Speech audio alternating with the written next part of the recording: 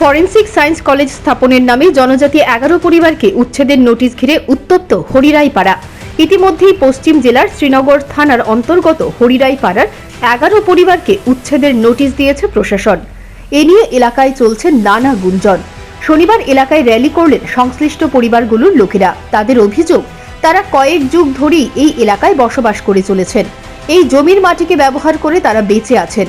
এলাকায় অনেকের রয়েছে রাবার বাগান, সেই বাগানের মধ্য দিয়ে চলছে তাদের সংসার।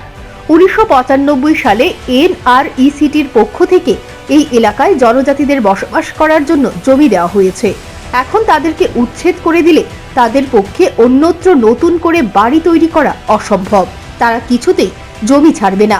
এর জন্য তারা প্রয়োজনে রক্ত দিতে প্রস্তুত। তা কি এই জায়গা আপনারা যে এটা নিচ্ছে যাচ্ছে? এই জায়গাও আগে তো ওইদিকে নিচ্ছিল তারা, এখন করে এদিকে যাচ্ছে। তো আমরা এখন এটার জন্য বাধা দিচ্ছি।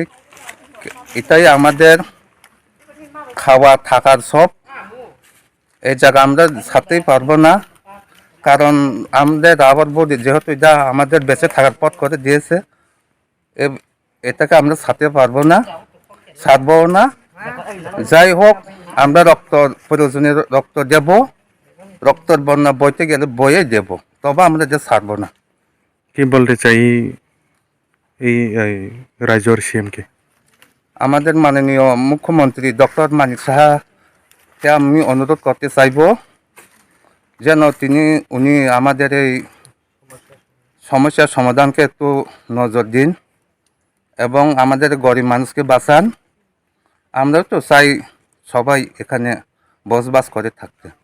আমরা যুগ যুগ ধরে এখানে বসবাস করে আছি, খাচ্ছি, থাকছি, কিন্তু এখন আমাদের হঠাৎ করে যে উচ্ছেদ করে দিতে আছে, কিন্তু এটা আমরা মানব না। গত 29 নভেম্বর 2023-এ প্রথমবার তাদেরকে উচ্ছেদের নোটিশ দেওয়া হয়েছিল।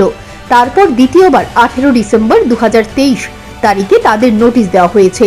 26 ডিসেম্বর 2023-এর মধ্যে এলাকা ছেড়ে চলে যাওয়ার নির্দেশ দিয়েছে। Bureau report, news prime Tripura.